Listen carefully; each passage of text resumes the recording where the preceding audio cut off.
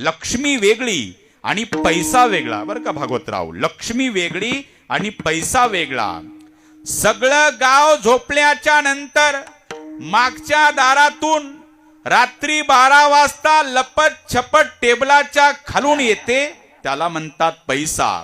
आणि गावकराच्या समोर दुपारा 12 वाजता डीजेच्या तालावर पुढच्या द्वारातून प्रवेश करते ती लक्ष्मी.